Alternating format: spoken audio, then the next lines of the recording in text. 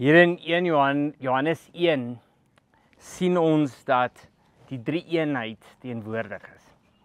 En in hierdie Kerstyd wil ons besonder fokus op die drie-eenheid en ons wil weer eens wys dat alles in en deur en tot Christus se verheerliking is. En in hierdie gedeelte wat ons hier sien, sê dit in die begin was die woord en die woord was by God en die woord was self God.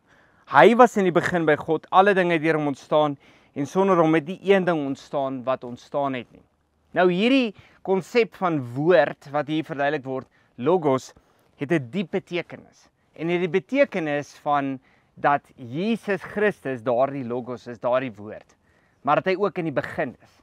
So ons gaan hierdie week vir 'n lusmakertjie gaan ons bietjie kyk na Johannes 1. Ons gaan bietjie kyk na hoe dit verband hou met Genesis 1 en hoe op die einde van die dag in hierdie Kerstyd is die een wat in Bethlehem gebore word veel meer as net die kind in Bethlehem.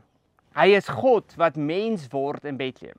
Maar dit is ook deur hierdie mens, deur hierdie kind, deur hierdie besondere openbaring van homself wat die aarde gemaak is.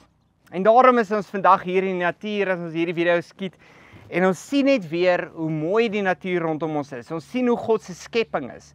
Ons sien wat hy gedoen het en ons gaan hierdie week dit vier. Ons gaan besonder kyk na hierdie gedeelte en weer eens besef dat op die einde van die dag is alles in hierdie skepping uit en deur en tot sy verheerliking. So kom saam met ons en kom deel in ons prediking, maar ook in die tyd wat ons vier van die verlosser wat gebore is. Die skepper waardeur alles geskape is en waardeur alles gemaak is. En wat ons kan sien dat hierdie drie-eenheid ook teenwoordig was. Want ons sien ook in Genesis dat die Gees teenwoordig is by die skepping. So kom deel saam met ons en kom vier dit saam met ons.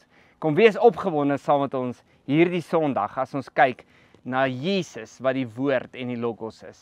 Sien julle daar. Deel hierdie video met julle vriende sodat hulle ook saam met ons kan deel en hulle ook kan inskakel by die diens. Sien julle daar Sondag.